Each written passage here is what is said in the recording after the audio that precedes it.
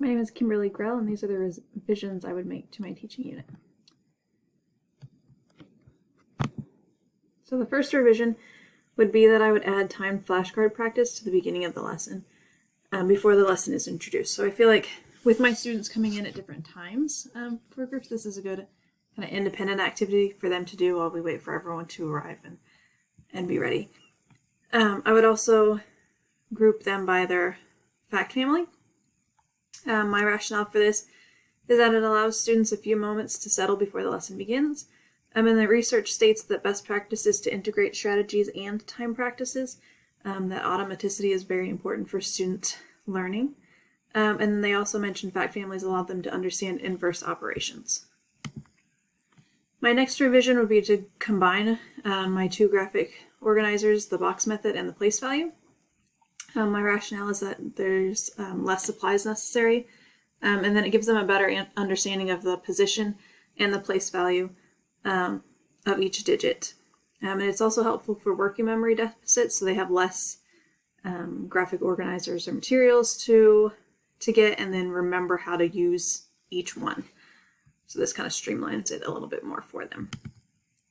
My next revision would be to make the application problems more real-world problems. My rationale is that more practice with real-world problems will help their understanding, help them connect to previous knowledge, and it's better relevance for them when we get into that rigor and relevance of the unit.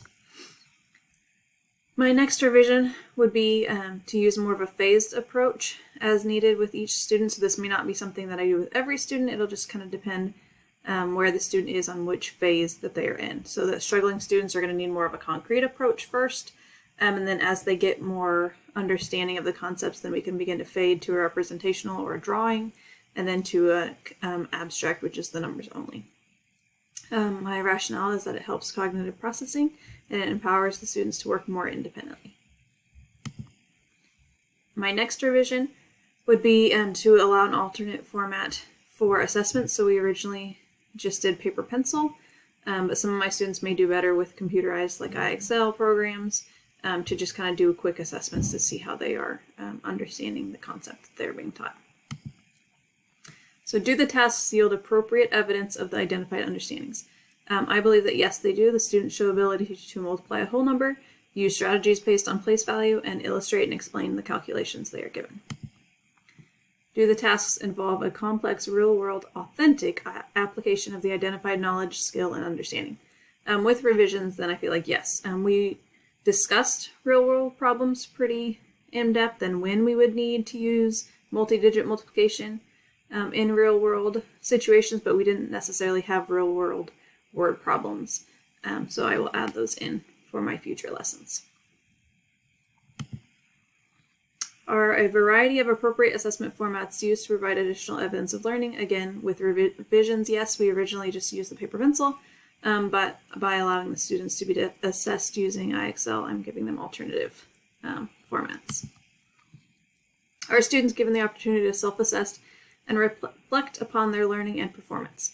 Yes, students are asked what they liked, didn't like about each method, so throughout the lesson we're kind of checking in with them, which method they prefer, and then at the end we'll talk about how they felt about the lesson, if they feel prepared for the next day's instruction, or if they're going to need more assistance from me, and then again what I could do differently and what they could do differently. I feel like this is a good learning opportunity and reflection for both of us to kind of see what areas we could improve in and what areas we did well in throughout the day.